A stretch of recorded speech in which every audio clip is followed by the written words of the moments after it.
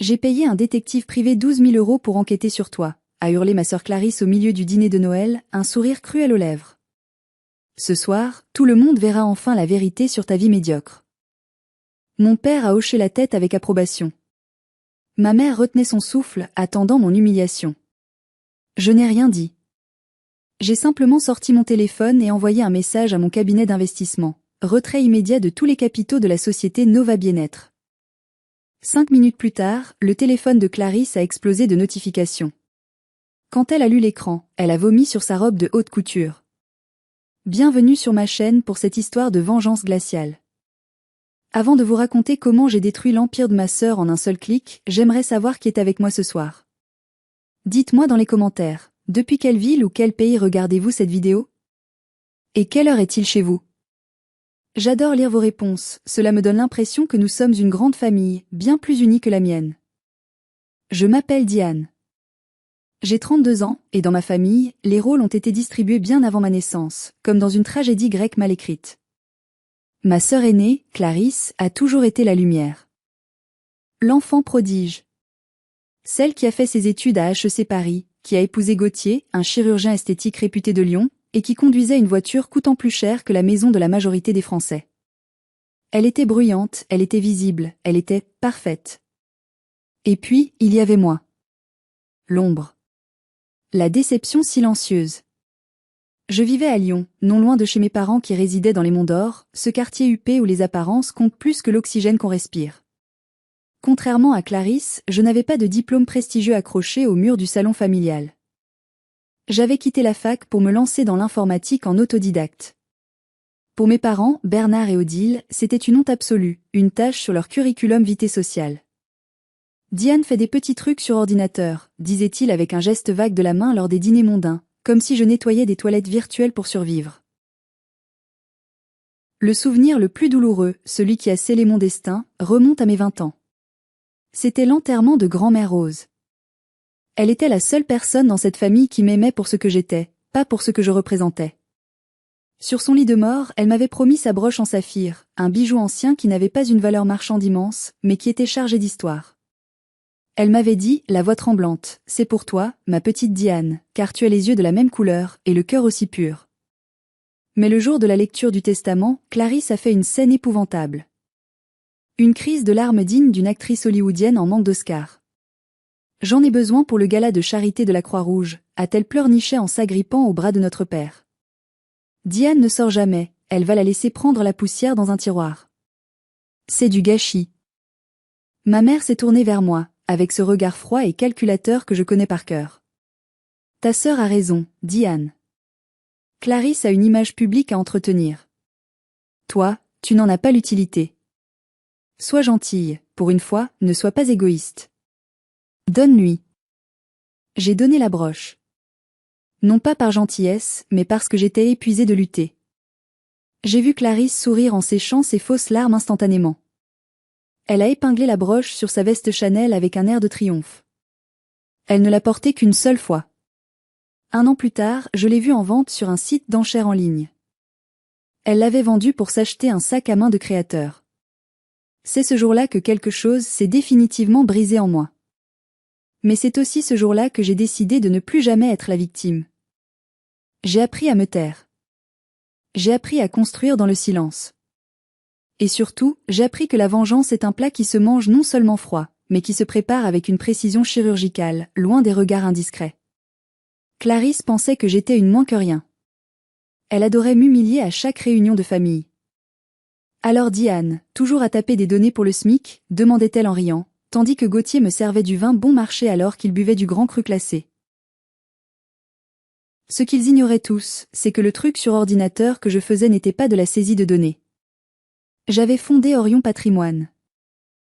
J'étais devenue, dans l'ombre la plus totale, l'une des gestionnaires d'actifs les plus performantes de la région, gérant des portefeuilles pour des clients que Clarisse ne pourrait même pas rêver d'approcher. Mais je savais une chose, si je révélais ma réussite, ils ne me respecteraient pas plus. Ils essaieraient juste de me voler. Alors, j'ai gardé le silence. Jusqu'à ce que le destin, ou plutôt l'arrogance de ma sœur, ne m'oblige à parler. Mais comment en sommes-nous arrivés à ce dîner de Noël catastrophique? Laissez-moi remonter le temps. Imaginez la scène. Je vis dans une petite maison en banlieue, une ancienne ferme rénovée que j'ai achetée content, mais dont je n'ai jamais refait la façade extérieure exprès. De dehors, on dirait une ruine charmante mais modeste, le genre d'endroit où vit quelqu'un qui a du mal à joindre les deux bouts. C'était mon camouflage parfait. À l'intérieur, c'était un vaisseau spatial. Mon bureau, situé dans l'ancienne grange, est le centre névralgique de mon existence.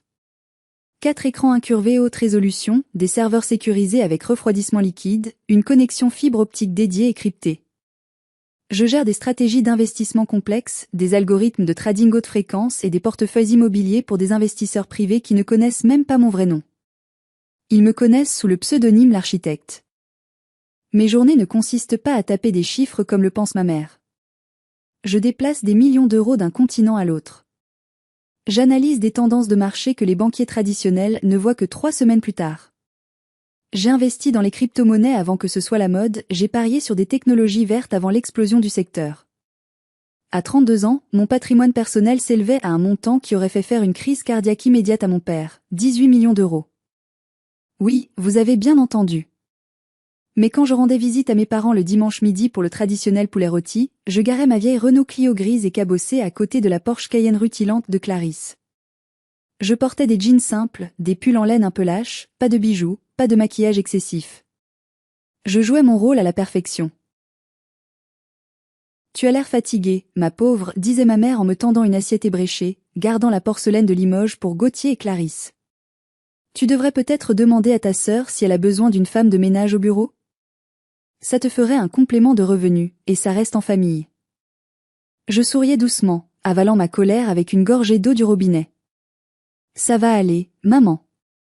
Je m'en sors. Mon travail me plaît. Quel travail? Ricanait Gauthier en coupant sa viande. C'est du télétravail, c'est ça? Tu sais, ma clinique cherche quelqu'un pour trier les dossiers médicaux au sous-sol. C'est payé au lance-pierre, mais pour toi, ce serait une promotion, non? Pourquoi je ne leur ai rien dit? C'est la question que vous vous posez sûrement. Pourquoi subir ces humiliations semaine après semaine? Au début, c'était par peur. Peur qu'ils ne changent pas, mais qu'ils aiment mon argent et non ma personne. Je voulais être aimée pour Diane, pas pour le solde de mon compte en banque. Puis, c'est devenu un test. Je voulais voir jusqu'où il pouvait aller dans le mépris gratuit. Et enfin, c'est devenu une protection nécessaire. Clarisse est un trou noir financier. Malgré ses apparences de richesse, elle dépense plus qu'elle ne gagne. Elle et Gauthier vivent à crédit pour impressionner des gens qu'ils détestent secrètement. Si elle avait su que j'étais riche, multimillionnaire, elle m'aurait drainé jusqu'à la dernière goutte, en utilisant la culpabilité familiale comme arme de destruction massive. Allez Diane, tu es seule, tu n'as pas d'enfant, aide ta sœur. On est le même sang. Je l'entendais déjà. Alors je me suis tue. J'ai joué le rôle de la brebis galeuse. Le vilain petit canard de la famille. J'ai laissé Clarisse briller sous les projecteurs, j'ai laissé mes parents se vanter de ses succès imaginaires auprès de leurs amis du golf. Cependant, il y a 3 ans, le masque a failli tomber. C'était un soir de novembre, froid et pluvieux. On a frappé à ma porte à 23 heures. C'était Clarisse. Elle ne ressemblait pas à la femme d'affaires arrogante des magazines. Elle était trempée, le mascara coulant sur ses joues, tremblant de froid et de peur. Je suis foutue, dit Anne, a-t-elle sangloté en s'effondrant sur mon canapé IKEA, le seul meuble pauvre que je gardais exprès dans le salon pour les visites impromptues. Ma start-up. Nova Bien-être, on n'a plus de trésorerie. La banque refuse le prêt relais. Gauthier va me tuer si on perd la maison. Je vais tout perdre, ma réputation, tout. Pour la première fois de ma vie, j'ai vu ma sœur, non pas comme le tyran qui avait volé la broche de grand-mère, mais comme un être humain terrifié. Une petite fille perdue dans un costume de grand trop large pour elle. Mon cœur s'est serré. C'est stupide, je sais. Après tout ce qu'elle m'avait fait subir, j'aurais dû lui claquer la porte au nez. Mais le sang est parfois une chaîne plus lourde que la raison. De combien as-tu besoin? Ai-je demandé, lui tendant une tasse de thé chaud. Elle a levé les yeux vers moi, un espoir fou et pathétique dans le regard. J'ai besoin de 500 €. Juste pour payer la location de la Porsche ce mois-ci, pour que je puisse aller voir un investisseur demain sans avoir l'air d'une clocharde. 500 €. Elle était au bord de la faillite, son entreprise coulait, et sa priorité absolue était de payer la location d'une voiture de luxe pour paraître. C'était pathétique. C'était tragique. C'était tout Clarisse résumé en une phrase. Mais ce soir-là, en la regardant pleurer, j'ai pris une décision qui allait changer nos vies.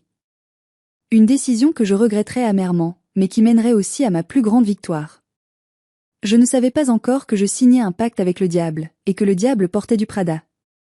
Je n'ai pas donné les 500 € à Clarisse ce soir-là. J'ai fait bien pire. J'ai décidé de la sauver réellement, intégralement. Après son départ, j'ai passé la nuit blanche à analyser le business plan de sa société, Nova Bien-être.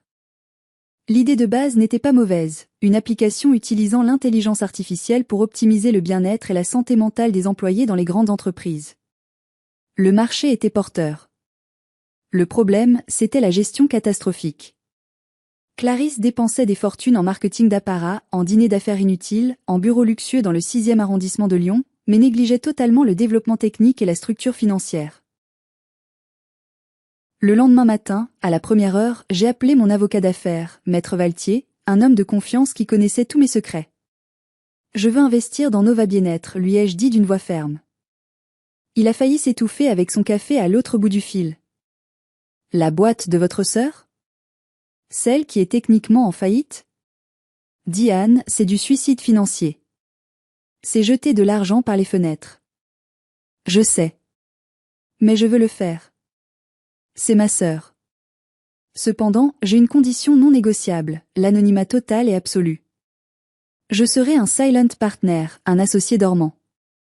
Elle ne doit jamais, jamais savoir que l'argent vient de moi. Utilisez la société Écran Orion Holdings basée au Luxembourg pour faire le portage. C'était le montage financier parfait. 3 jours plus tard, Clarisse recevait une offre providentielle, presque miraculeuse. Un investisseur mystérieux injectait 3,5 millions d'euros dans sa société en échange de 40% des parts et d'un droit de veto sur les décisions financières majeures. C'était bien plus que ce dont elle avait besoin, c'était un ticket pour la gloire. J'ai assisté au dîner de famille le dimanche suivant. L'ambiance avait radicalement changé. Clarisse était rayonnante, transformée. Elle avait retrouvé son arrogance habituelle, multipliée par 10. Vous ne devinerez jamais, s'est-elle exclamée en débouchant une bouteille de champagne millésimée. Un fonds d'investissement international a repéré mon génie. Ils ont investi des millions. Ils ont compris que je suis la future licorne française. Ils savent reconnaître le talent quand ils le voient. Mon père a levé son verre, les yeux brillants de fierté paternelle mal placée. C'est ma fille. Je savais que tu réussirais. Tu es l'élite, ma chérie. Le sang des Mitchell ne ment pas. Puis il s'est tourné vers moi, son sourire s'effaçant instantanément pour laisser place à une moue dédaigneuse. Prends exemple sur ta sœur, Diane. Elle construit quelque chose. Elle ne reste pas à végéter dans sa petite vie médiocre. Elle a de l'ambition. J'ai serré ma fourchette si fort que mes jointures sont devenues blanches. J'avais envie de hurler. De renverser la table. De crier, c'est moi. C'est mon argent qui paye ce champagne que vous buvez. C'est moi qui viens de la sauver de la rue et de la honte. Sans moi, elle n'est rien. Mais je me suis tue. J'ai avalé ma fierté avec une gorgée de vin piquette qu'il m'avait servi. Félicitations, Clarisse, ai-je murmuré. C'est incroyable. Elle ne m'a même pas regardé. Elle vérifiait son reflet dans la lame de son couteau. Merci. Enfin, tu ne peux pas comprendre les enjeux, Diane. C'est de la haute finance, c'est un monde de requins. Toi, tu es un petit poisson rouge dans ton bocal. C'était à deux, milieu, faisons une pause ici un instant. Je dois vous poser une question honnête, car cela me hante encore. Si vous étiez à ma place, si votre frère ou votre sœur qui vous a harcelé et humilié toute votre vie était au bord du gouffre, auriez-vous fait comme moi? Auriez-vous signé ce chèque de 3,5 millions pour les sauver anonymement, ou les auriez-vous laissés couler pour leur donner une leçon? Dites-moi sincèrement ce que vous auriez fait dans les commentaires ci-dessous. J'ai vraiment besoin de savoir si j'ai été trop gentille, naïve, ou simplement stupide. Les années ont passé. Grâce à mon capital et surtout à mes directives stratégiques, transmises froidement par mes avocats, Nova Bien-être a prospéré. Clarisse a fait la couverture de magazines économiques locaux. Elle a été nommée entrepreneuse de l'année en région Rhône-Alpes. Mais plus elle réussissait, plus elle devenait cruelle. L'argent, au lieu de la rendre reconnaissante envers la vie, l'avait rendue monstrueuse. Elle se croyait intouchable, choisie par les dieux. Elle avait totalement oublié la nuit de pluie où elle pleurait sur mon canapé IKEA. Elle a commencé à traiter ses employés comme des esclaves. Et avec moi, c'était de pire en pire. Elle m'offrait ses vieux vêtements par charité devant tout le monde. Elle me critiquait sur mon poids, ma coiffure, mon célibat. Gauthier a un ami qui cherche une femme, il est veuf, il a 65 ans et une mauvaise haleine, mais pour toi, ce serait déjà inespéré, non ? Disait-elle en riant aux éclats. J'encaissais. J'encaissais tout. Parce que quelque part, je savais que je tenais la laisse. Je savais que tout ce qu'elle possédait, tout ce luxe, toute cette gloire, reposait sur ma signature. Je contrôlais son destin sans qu'elle le sache. Mais ce que je ne savais pas, c'est que Clarisse, dans sa paranoïa grandissante et son ego démesuré, avait commencé à chercher qui était ce mystérieux Orion Holdings. Elle ne supportait pas d'avoir un partenaire silencieux qu'elle ne pouvait pas contrôler ou charmer. Elle voulait racheter ses parts, elle voulait le pouvoir total. Et dans sa quête obsessionnelle de vérité, elle a commis l'erreur fatale, elle a engagé un détective privé. Non pas pour chercher l'investisseur, mais pour enquêter sur moi. Pourquoi moi ? Parce qu'elle trouvait suspect que je ne demande jamais rien. Elle pensait que je cachais quelque chose de sale, de honteux. Elle voulait prouver à nos parents que j'étais une honte, pour qu'ils me déshéritent totalement au profit de ses futurs enfants. Elle voulait m'achever. L'atmosphère était devenue irrespirable lors des réunions de famille. Le seul rayon de soleil dans cet océan de toxicité, c'était mon oncle Hubert. Le frère cadet de mon père. Lui aussi était considéré comme le raté de sa génération par mon snob de père. Hubert était ébéniste, un artisan aux mains d'or qui restaurait des meubles anciens avec une patience infinie. Mon père, ancien banquier à la retraite, le méprisait cordialement, le traitant de travailleur manuel. Lors de l'anniversaire de mon père, en octobre dernier, Hubert s'est assis à côté de moi, loin du bout de table où trônaient les réussites. Ne les écoute pas, ma petite, m'a-t-il chuchoté alors que Clarisse racontait bruyamment comment elle avait viré une assistante parce qu'elle portait des chaussures moches qui ne correspondaient pas à l'image de la marque. Tu vaux mieux que, dit Anne. Je le vois dans tes yeux. Tu as une force qu'ils n'auront jamais. Le silence est l'arme des forts. J'ai souri à Hubert, les larmes aux yeux. Il était le seul à qui j'avais envie de tout dire. De lui montrer mes comptes, mes succès, ma vraie vie. Mais je ne voulais pas le mettre en danger ou le placer dans une position délicate face à son frère. Merci, tonton. Ça va, je suis habituée. J'ai la peau dure maintenant. Soudain, Gauthier, le mari de Clarisse, a tapé sur son verre avec sa fourchette pour réclamer le silence. Un toast, a-t-il crié, le visage rougeau d'avoir trop bu. À ma magnifique épouse, qui vient de signer un contrat exclusif avec la mairie de Lyon. Et, a dit Anne, bien sûr. Il s'est tourné vers moi avec un sourire de requin, ce sourire qui précède toujours une morsure. D'ailleurs, dit Anne, on en parlait avec Clarisse. On cherchait quelqu'un pour nettoyer les locaux de l'entreprise le soir, après le départ des employés. C'est payé au SMIC, mais c'est mieux que rien, non ? Ça te ferait sortir de ton trou et tu verrais à quoi ressemble une vraie entreprise. Toute la table a éclaté de rire. Mes parents, les cousins, tout le monde. C'était un rire gras, satisfait, un rire de meute. Hubert s'est levé d'un bond, le visage cramoisi de colère. C'est assez. Vous n'avez pas honte ? C'est votre sœur, votre fille. Comment osez-vous ? Mon père a agité la main avec agacement. Assieds-toi, Hubert. Tu n'as aucun sens de l'humour. C'est de la plaisanterie. Diane sait bien qu'on rigole, même si, entre nous, ce n'est pas une si mauvaise offre pour quelqu'un sans qualification. J'ai posé ma main sur le bras d'Hubert pour le calmer, sentant ses muscles tendus par la rage. À l'intérieur, je bouillonnais comme un volcan prêt à entrer en éruption. C'était la goutte d'eau. Pas l'insulte en elle-même, j'en avais entendu d'autres. Mais le fait qu'ils riaient de ma supposée misère alors que je payais littéralement leur train de vie, leur champagne, leurs vacances. Ce soir-là, en rentrant chez moi, j'ai ouvert mon ordinateur sécurisé. J'ai vérifié les logs de sécurité de mes serveurs. Une alerte rouge clignotait. Quelqu'un avait tenté d'accéder au fichier crypté reliant Orion Patrimoine à Nova Bien-être. L'adresse IP provenait d'une agence de détectives privés réputée à Lyon. J'ai froncé les sourcils. Clarisse jouait avec le feu. Elle jouait avec de la nitroglycérine.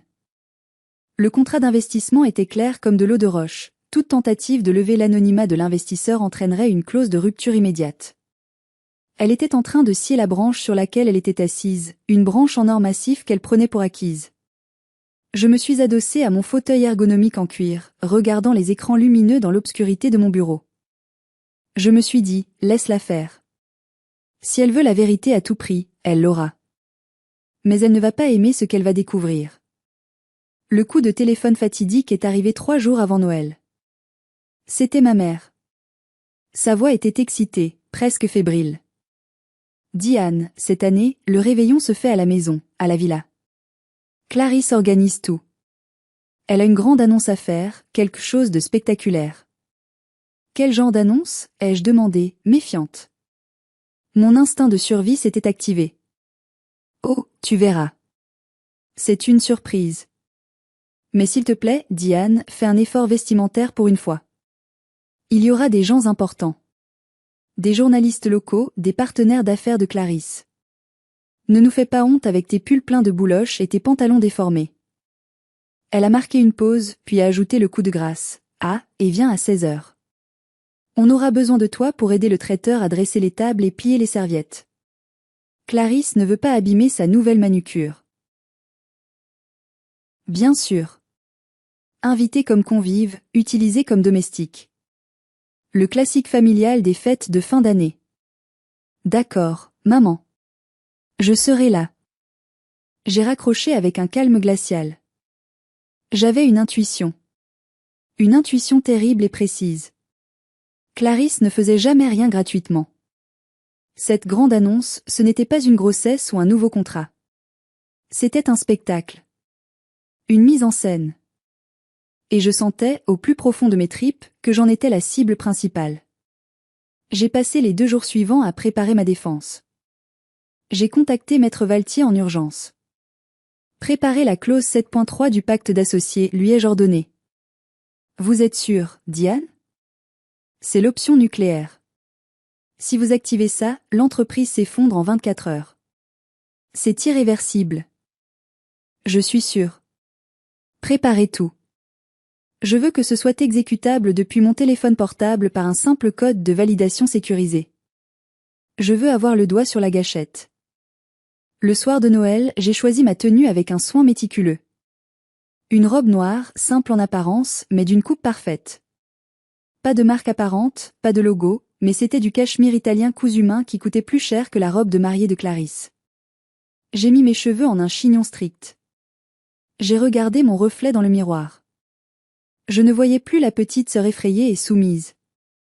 Je voyais la PDG d'Orion Patrimoine.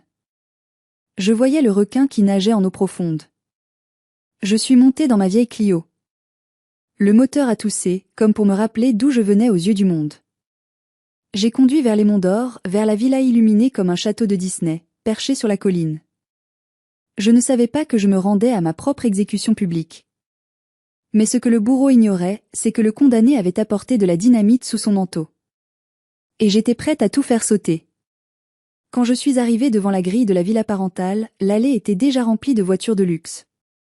Mercedes, Audi, Tesla, Porsche. Le valet, oui, Clarisse avait engagé un valet pour un dîner de famille, le comble du snobisme, a regardé ma Clio avec un dédain professionnel. Je lui ai tendu les clés en souriant poliment. Faites attention, la marche arrière est capricieuse, il faut insister un peu. Il a pris les clés du bout des doigts, comme si elles étaient contaminées. À l'intérieur, c'était Versailles. Des lustres en cristal étincelant, du champagne qui coulait à flots, des montagnes de petits fours au foie gras et à la truffe. Il y avait une 30aine de personnes. La famille proche, bien sûr, mais aussi tout le gratin lyonnais que Clarisse voulait impressionner, des banquiers, des notables, des journalistes de la presse locale. Dès que je suis entrée, Clarisse a foncé sur moi tel un rapace. Elle portait une robe rouge écarlate, moulante, couverte de bijoux clinquants.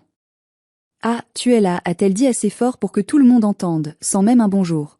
« Tu es en retard pour les serviettes, le traiteur a dû se débrouiller sans toi. Heureusement qu'on ne compte pas sur toi pour les choses importantes.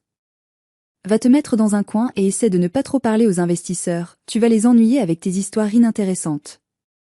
Elle m'a attrapé par le bras, ses ongles s'enfonçant dans ma chair, et m'a traîné vers un groupe d'hommes en costume cravate qui discutaient bourse. Messieurs, je vous présente ma petite sœur, Diane. Elle est, comment dire, en recherche d'elle-même. Un peu artiste, un peu rêveuse, n'est-ce pas? Elle a ri, un rire cristallin et faux qui sonnait comme du verre brisé. Si vous avez besoin de quelqu'un pour classer vos archives poussiéreuses au sous-sol, elle est très méticuleuse et pas chère. Les hommes ont ri poliment, me jetant des regards de pitié. J'ai senti la chaleur monter à mes joues. Non pas de honte, mais de colère pure, froide et dure. J'ai croisé le regard d'oncle Hubert, qui était assis seul près de la cheminée, un verre de whisky à la main. Il a levé son verre discrètement vers moi, un clin d'œil complice. Son soutien était mon encre dans cette tempête d'hypocrisie. Le dîner a commencé. J'ai été placé au bout de la table, près de la porte battante de la cuisine, le courant d'air dans le dos, bien loin du centre où trônaient Clarisse, Gauthier et mes parents. C'était la place des enfants ou des domestiques. Tout le repas n'a été qu'une longue litanie à la gloire de Clarisse. Quelle année exceptionnelle pour Nova Bien-être, quel talent visionnaire, quelle réussite fulgurante. Mon père rayonnait, ma mère buvait ses paroles comme du petit lait. Au moment du dessert, alors que les bûches glacées arrivaient, Clarisse s'est levée. Elle a tapé sur sa flûte de champagne avec une petite cuillère en argent. Le tintement a fait taire la salle instantanément. Mes chers amis, famille, a-t-elle commencé, la voix tremblante d'une fausse émotion théâtrale. Noël est le moment de la vérité. Le moment où l'on doit être honnête avec ceux qu'on aime. Et ce soir, je veux offrir un cadeau très spécial à ma petite sœur Diane. Tous les regards se sont tournés vers moi. J'ai posé ma fourchette. Mon cœur battait lentement, lourdement, comme un tambour de guerre. Ça y est. Le piège se refermait. Depuis des années, nous nous inquiétons tous pour Diane, a continué Clarisse, prenant un ton grave et concerné. Elle vit chichement, elle semble ne rien faire de sa vie, elle s'isole. Mais j'avais des doutes. Je trouvais étrange qu'elle refuse toujours notre aide financière. Alors, par amour, uniquement par amour fraternel, pour la sauver d'elle-même, j'ai engagé un professionnel pour comprendre ce qu'elle cache. Est-ce de la drogue? Des mauvaises fréquentations? Je voulais savoir pour pouvoir l'aider à s'en sortir. Un murmure choqué a parcouru la salle. Ma mère a porté la main à sa bouche, jouant la surprise, mais je suis intimement persuadée qu'elle savait et qu'elle avait approuvé. J'ai le plaisir de vous présenter Monsieur Rochefort, a annoncé Clarisse en désignant un homme petit, chauve, en imperméable beige, qui se tenait près de l'entrée comme une ombre. Il a mené l'enquête pendant 3 mois. Et ce soir, il va nous révéler la vérité sur la vie cachée de Diane, pour que nous puissions enfin la remettre dans le droit chemin, tous ensemble. C'était monstrueux. Elle avait payé 12 000 €, je l'apprendrai plus tard sur la facture, pour fouiller ma vie privée, violer mon intimité et exposer mes supposés échecs devant tout Lyon. Elle voulait m'humilier totalement, me briser publiquement pour m'obliger à devenir sa dépendante, son esclave émotionnelle pour le reste de mes jours. Mais elle ignorait qu'elle venait d'inviter le loup dans la bergerie. Monsieur Rochefort s'est avancé vers le centre de la pièce, sous les projecteurs du salon. Il tenait une pochette en carton bleu serrée contre sa poitrine. Il avait l'air terriblement mal à l'aise. Il transpirait abondamment, essuyant son front avec un mouchoir froissé. Il a regardé Clarisse, triomphante, puis il m'a regardé. Quand ses yeux ont croisé les miens, j'ai vu quelque chose d'étrange, d'inattendu. De la peur. Et du respect. Une immense déférence. Il savait qui j'étais. Allez-y, Monsieur Rochefort, a pressé Clarisse, impatiente de voir mon exécution en direct. Ne soyez pas timide. Dites à tout le monde ce que fait ma sœur de ses journées. Dites-leur qu'elle est au chômage, qu'elle vit des aides sociales, ou pire. Nous sommes prêts à tout entendre pour l'aider. Rochefort s'est raclé la gorge, un son guttural dans le silence pesant. Il a ouvert le dossier lentement. Ses mains tremblaient légèrement. Madame Mitchell, a-t-il commencé d'une voix faible, presque inaudible. J'ai effectivement mené une enquête approfondie sur mademoiselle Diane, comme vous me l'avez demandé et payé. J'ai suivi ses mouvements, analysé ses finances publiques, épluché ses registres. Il s'est arrêté, semblant chercher ses mots. Le silence dans la pièce était total, oppressant. On aurait pu entendre une mouche voler. Et, a aboyé mon père, impatient. Accoucher, bon sang. Elle a des dettes de jeu? Elle a des ennuis avec la police? Dites-nous. Rochefort a pris une grande inspiration, comme un plongeur avant le saut. Il a semblé prendre une décision vitale. Il s'est tourné vers Clarisse, puis vers l'Assemblée. Non, monsieur. Mademoiselle Diane n'a pas de dette. En réalité, l'enquête a révélé que Mademoiselle Diane est la propriétaire unique, la fondatrice et la présidente de la société Orion Patrimoine. Clarisse a froncé les sourcils, confuse, son sourire se figeant. Orion quoi? C'est quoi ce truc? Une petite boîte de secrétariat à domicile? Une association de quartier? Rochefort a secoué la tête vigoureusement. Non, madame. Orion Patrimoine est une holding financière internationale. Elle gère des actifs immobiliers de luxe et des portefeuilles boursiers majeurs. D'après les registres fiscaux et les actes de propriété que j'ai pu consulter, la fortune personnelle, nette d'impôts, de Mademoiselle Diane est estimée à plus de 18 millions d'euros. Un bruit de verre brisé a déchiré le silence. C'était ma mère qui avait lâché son verre de vin rouge. Le liquide cramoisi se répandait sur la nappe blanche immaculée comme une blessure mortelle. Quoi? A murmuré Gauthier, pâle comme un linge, se levant à demi de sa chaise. 18 millions? C'est impossible. C'est une blague? Regardez-la. Elle s'habille chez Tati. Elle roule en Clio. Rochefort n'avait pas fini. Il a sorti un autre document du dossier, une feuille avec un sceau officiel. Et ce n'est pas tout, Madame Mitchell. En creusant les liens financiers d'Orion pour comprendre l'origine des fonds, j'ai découvert une transaction majeure datant d'il y a 3 ans. Il semblerait que Orion Patrimoine soit l'entité légale derrière la société luxembourgeoise qui détient 40% de votre entreprise, Nova Bien-être. Il a levé les yeux vers Clarisse, qui était pétrifiée, la bouche ouverte, incapable d'émettre un son, comme une statue de cire en train de fondre. Madame Mitchell, votre sœur est votre silent partner. C'est elle, et elle seule, qui a injecté les 3,5 millions d'euros qui vous ont sauvé de la faillite il y a 3 ans. Elle est votre actionnaire majoritaire de fait. Le temps s'est arrêté. Je n'avais jamais vu une salle aussi silencieuse. Les visages de mes parents étaient des masques de choc absolu, de sidération. Ils regardaient la ratée, l'ombre, la fille invisible, et ils réalisaient soudain qu'ils étaient assis face à un géant, un titan financier qu'ils avaient nourri de mépris. J'ai pris ma serviette en tissu, je me suis essuyé les lèvres délicatement, et je me suis levé lentement.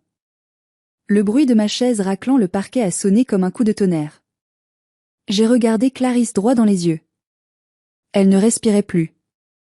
Ses yeux allaient de Rochefort à moi, cherchant une issue, une blague, une erreur de dossier. C'est faux, a-t-elle bégayé, la voix cassée. C'est impossible.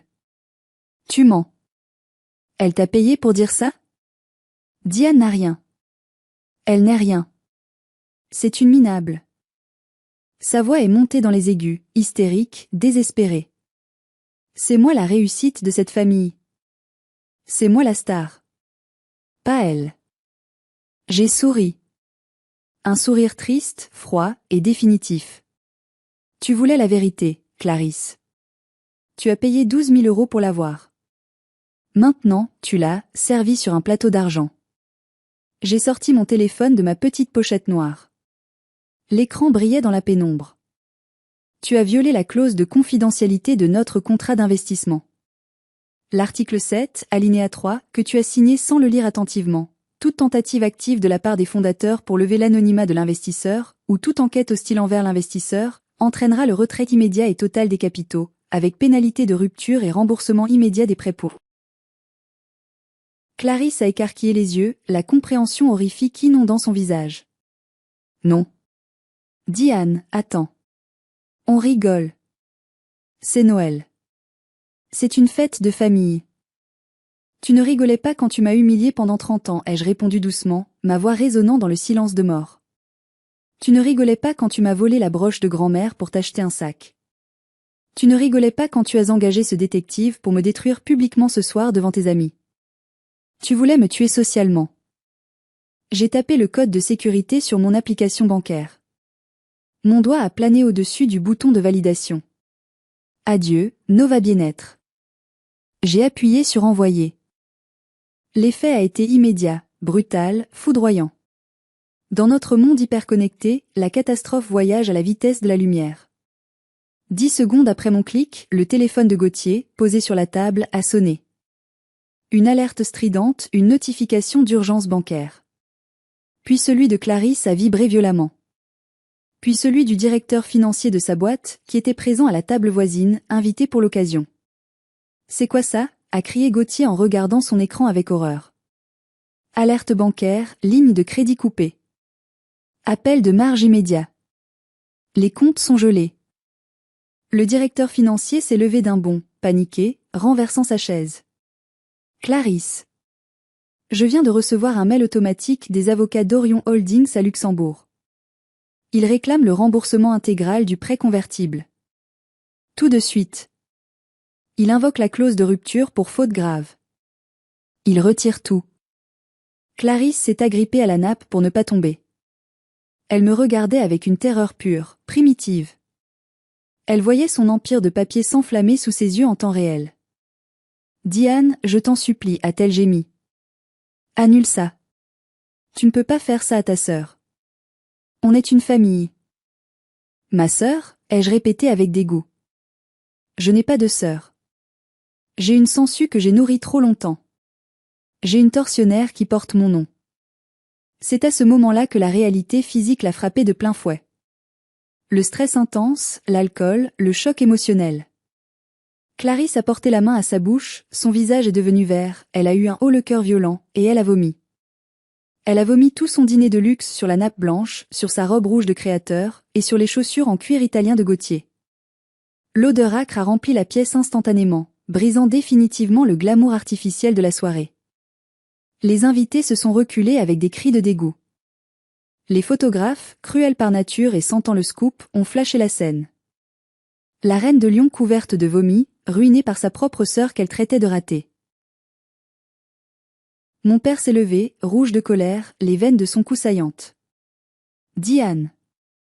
Tu es folle. Tu vas nous ruiner. C'est ta sœur. Remets l'argent tout de suite. Je te l'ordonne en tant que père. » J'ai ri. Un vrai rire, libérateur, qui venait du fond de mon âme. « Tu m'ordonnes ? Papa, tu n'as plus aucune autorité sur moi. En fait, tu n'en as jamais eu. J'ai acheté cette liberté il y a longtemps. Mon argent n'appartient pas à la famille Mitchell. Il appartient à Diane. » Je me suis tournée vers oncle Hubert, qui regardait la scène avec un sourire satisfait, presque admiratif, en sirotant son whisky comme si c'était le meilleur spectacle du monde.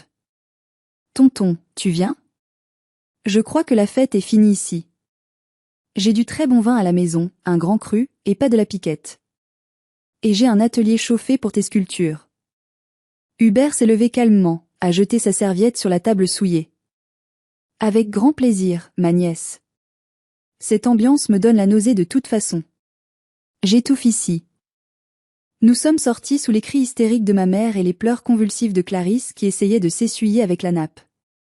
En traversant le salon pour rejoindre la sortie, j'ai vu Rochefort, le détective.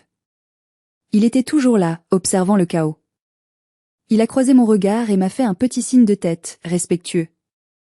Il savait qu'il venait d'assister à un moment d'anthologie, une justice poétique rare. Dans la voiture, alors que nous descendions la colline des Monts d'Or, Hubert a éclaté de rire. Un rire tonitruant qui a secoué ma vieille Clio. « Putain, Diane. C'était biblique. Tu es le comte de Monte Cristo en talons aiguilles. Je n'ai jamais rien vu de tel. » J'ai conduit dans la nuit, les mains ne tremblaient plus. Je me sentais légère. Incroyablement légère, comme si je venais de poser un sac de pierre que je portais depuis 30 ans. La chute de Clarisse a été aussi rapide, vertigineuse et brutale que son ascension avait été artificielle. Dès le lendemain matin, la nouvelle s'est répandue comme une traînée de poudre dans le petit milieu des affaires lyonnais. L'investisseur mystère se retire de Nova Bien-être pour fraude. Les mots fraude et rupture font peur. Les autres banques, sentant l'odeur du sang comme des requins, ont coupé toutes les lignes de crédit restantes. Les fournisseurs, impayés depuis des mois, ont exigé d'être réglés au comptant immédiatement. En une semaine, seulement 7 jours, la société était en cessation de paiement. Clarisse a dû déposer le bilan au tribunal de commerce. Mais le pire restait à venir pour elle. Dans son arrogance, et parce qu'elle croyait que mon argent, l'investisseur anonyme, serait toujours là pour la couvrir, elle avait signé des cautions personnelles sur ses biens propres pour garantir des prêts bancaires. La banque a été impitoyable. Ils ont saisi la maison, la Porsche Cayenne, les bijoux, et même ses comptes personnels. Elle a tout perdu. Absolument tout. Gauthier, son mari parfait, n'a pas tenu 2 semaines. Dès qu'il a compris qu'il n'y avait plus d'argent, que les fêtes étaient finies et que Clarisse était devenue un paria social endetté, il a demandé le divorce. Il est parti avec une de ses infirmières de 22 ans. L'amour éternel, version bling bling, n'a pas résisté à l'épreuve de la pauvreté. Mes parents ont été dévastés. Non pas pour moi, ni même vraiment pour la souffrance de Clarisse, mais pour leur image. Leur précieuse réputation était en lambeaux. Ils ont dû vendre leur village chéri des Monts d'Or pour aider Clarisse à payer une partie de ses dettes personnelles et lui éviter la prison pour mauvaise gestion frauduleuse. Ils vivent maintenant dans un petit appartement en location dans une banlieue triste, loin de leurs amis du Golfe qui ne les appellent plus. Ils ont essayé de me contacter des centaines de fois. Appels, SMS, lettres recommandées, visites devant mon portail, que j'ai fait électrifier, renforcer et équiper de caméras. Diane, sois raisonnable, c'est ta famille. Tu as des millions, donne-nous juste un peu pour qu'on garde la maison. Comment peux-tu être aussi cruel? J'ai tout bloqué. J'ai changé de numéro. J'ai envoyé une seule et unique réponse, par l'intermédiaire officiel de mon avocat, Maître Valtier. Vous avez choisi votre enfant prodige il y a 30 ans. Vous avez misé sur le mauvais cheval. Assumez-en le prix aujourd'hui. Toute nouvelle tentative de contact sera considérée comme du harcèlement et traitée par la justice. Récemment, je suis allée faire des courses dans un grand centre commercial à la Pardieu, à Lyon. Je passais devant une grande enseigne de parfumerie grand public. Et je l'ai vue. Clarisse. Elle portait l'uniforme de la chaîne, un tablier noir synthétique avec le logo de la marque. Elle maquillait une cliente âgée, essayant de lui vendre une crème anti-rides avec un sourire forcé. Elle avait l'air vieillie de 10 ans. Ses traits étaient tirés, son regard était éteint, vide. Elle avait perdu sa superbe, son arrogance. Elle m'a vue dans le miroir du stand. Sa main s'est figée en l'air, le pinceau tremblant. Nos regards se sont croisés. Pendant une seconde, j'ai cru qu'elle allait venir m'agresser, crier ou pleurer. Mais elle a juste baissé la tête, honteuse, vaincue, et a continué à appliquer le fond de teint sur la dame. C'était sa punition ultime. Elle qui méprisait les petits boulots, elle qui se moquait des vendeuses, elle était maintenant obligée de servir les autres, de s'agenouiller pour survivre. Je n'ai ressenti aucune joie sadique à ce moment-là. Juste une indifférence polie, glacée. La haine s'était évaporée, remplacée par le néant absolu. Elle n'était plus ma sœur, elle n'était plus mon ennemie. Elle était juste une étrangère, une inconnue avec qui je partageais un peu d'ADN malheureux. J'ai continué mon chemin sans m'arrêter, sans me retourner. J'ai acheté un parfum de luxe pour la nouvelle petite amie d'Hubert. Oui, à 65 ans, mon oncle a retrouvé l'amour avec une femme formidable. La vie continue, et elle est belle quand on coupe les branches mortes. Aujourd'hui, je vis toujours dans ma ferme en Ardèche, mais j'ai enfin fait refaire la façade. C'est magnifique, en pierres apparentes. J'ai aussi acheté la parcelle voisine pour y planter des vignes et faire mon propre vin. Oncle Hubert a aménagé son atelier d'ébénisterie dans ma grange rénovée. Il m'apprend à travailler le bois le week-end. C'est apaisant. Il y a quelque chose de noble, de pur à construire quelque chose de ses mains, quelque chose de vrai, qui dure, pas des chiffres virtuels sur un écran ou des réputations basées sur du vent. Orion Patrimoine continue de prospérer, mais je travaille moins. J'ai délégué. Je voyage. Je profite. J'ai appris à dépenser mon argent pour moi, pour mes plaisirs, sans culpabilité, sans entendre la voix de ma mère me critiquer. Ce soir de Noël a été la chose la plus douloureuse et la plus libératrice de ma vie entière. J'ai perdu une famille toxique, c'est vrai. Mais j'ai gagné ma dignité, ma liberté et ma paix intérieure. Et ça vaut bien plus que 3,5 millions d'euros. Si vous devez retenir une seule leçon de mon histoire, c'est celle-ci. Ne sous-estimez jamais la personne silencieuse dans la pièce. C'est souvent celle qui observe le mieux, celle qui écoute, celle qui connaît tous les secrets. celle qui tient les cartes. Et surtout, ne mordez jamais, jamais la main qui vous nourrit. Car le jour où cette main se retire, vous ne perdez pas seulement l'argent ou l'aide. Vous perdez le sol sous vos pieds. Vous tombez dans le vide. L'argent ne fait pas le bonheur, c'est un cliché, c'est vrai. Mais il offre une chose inestimable, un super pouvoir dans ce monde, le pouvoir de dire non. Le pouvoir de dire assez. Et le pouvoir de s'éloigner des gens toxiques, même si c'est votre propre sang, sans jamais avoir besoin de se retourner. Voilà, c'est la fin de mon histoire. J'espère qu'elle vous a plu et qu'elle vous a donné un sentiment de justice. Si vous avez ressenti cette satisfaction intense quand j'ai appuyé sur le bouton envoyer, mettez un énorme j'aime à cette vidéo. C'est important pour la chaîne. Abonnez-vous et activez la cloche pour plus d'histoires de vengeance, de karma et de justice familiale. Et surtout, partagez votre expérience dans les commentaires. Avez-vous déjà été le mouton noir ou le bouc émissaire de votre famille? Comment avez-vous pris votre revanche ou trouvé votre paix? J'ai hâte de vous lire et de vous répondre. À très bientôt pour une nouvelle histoire. D'ici là, gardez vos secrets bien au chaud, et vos investissements encore plus protégés. Prenez soin de vous. Fin.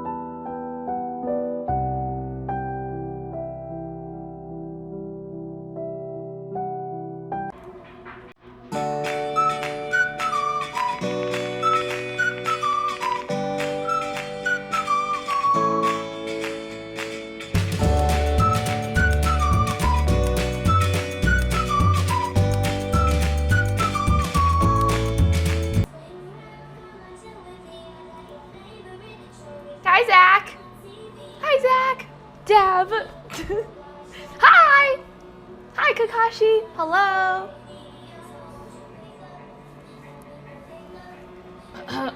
Waiting. Dab.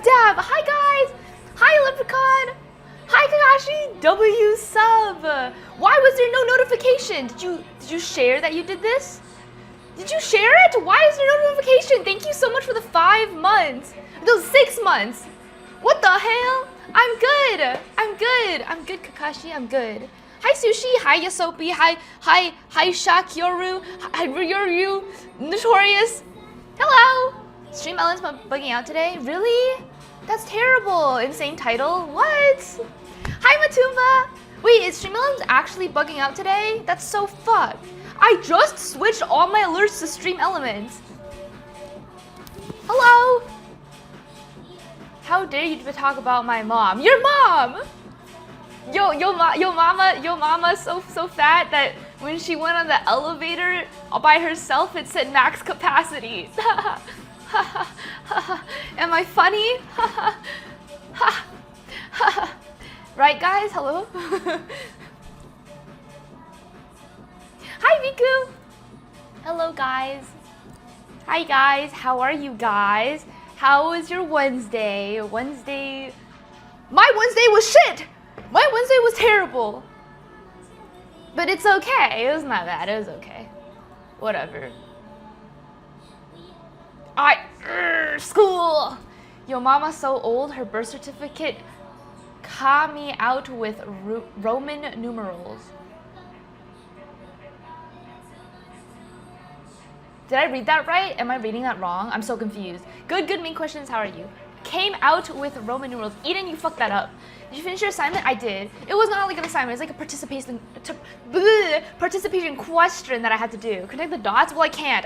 My brain is fried from my stupid debate that I had to do in class today. I handed in one of my assignments today, so I'm all right. Congrats to all those who have school. We're almost there. Well, Mana, your mama's so short. She can sit on the curb and kick her legs.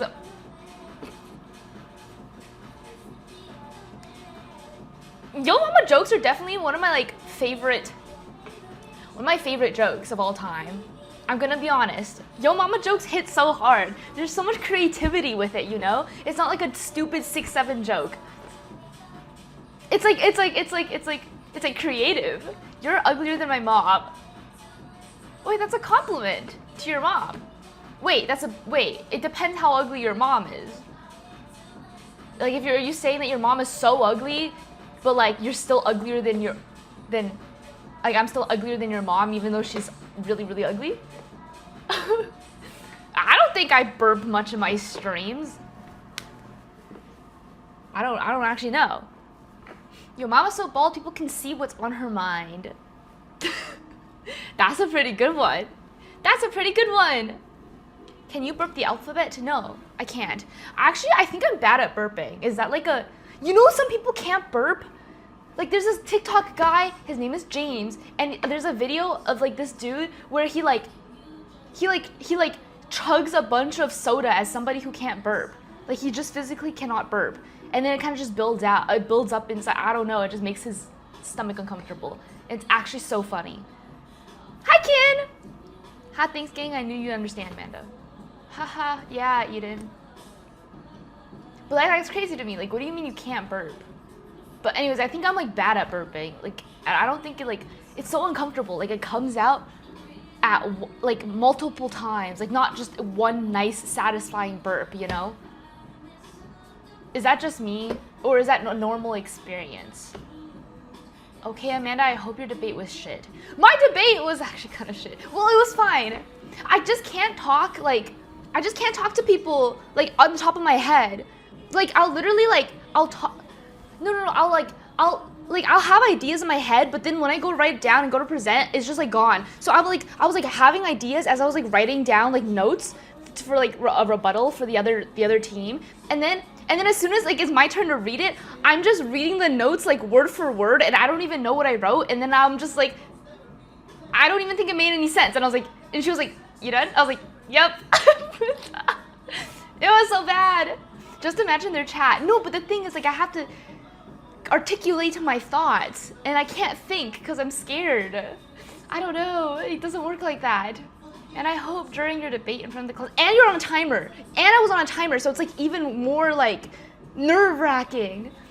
Okay, sorry, Amanda, I hope during your debate in front of the class, when you started losing the argument, you pointed at the other team and said, yo, mom is so fat when she got on the scale and said, I need your weight, not phone number. I think she would kick me out of the class. The debate was about whether human DNA should be sequenced at birth. Too serious! The stuff we yap about is fucking yo mama jokes. It's actually such a funny title. Thanks! Thanks, Effect. I stole it from the internet. I'm gonna be honest. I plagiarized. I'm not creative. I'm not creative. Which side were you on? I was on against sequencing everyone's DNA at birth. If anyone even understands what that means. So like, you know, autonomy, like consent, you know, like all that stuff. Psychological damages. It was scary. I really can't. And then as soon as, like, I was like, okay, I'm gonna be fine. And then as soon as it was my turn, I was holding my phone, reading the lines like this. I was like, okay, cool, I've got a question now. You don't want to know anything. Say allegedly I'm an asshole. Everyone hate me at job. Should I move to another job for 20% less and take the ego hit of losing my tech lead title, or should I continue to fuck people's day? Oh, fuck people's day. Just keep the job, bro. You got this. You got this. Being #1 rage baiter, they'll quit first. Assert your dominance. You continue to be there, and they'll quit. She doesn't remember. Lol, she probably just friendly fired on her team. I don't remember what I debated about in class today. I freaking forgot. I laugh. I actually agree with Amanda on that. Thanks, Eden. Fist bump. Oh, no. Dap me up. Make him feel stinky and bad about himself. Exactly. That's exactly what you should do. If they don't like you, fuck it. Double down. Triple down. I believe in you. Leo! Thank you for the 67 bits! What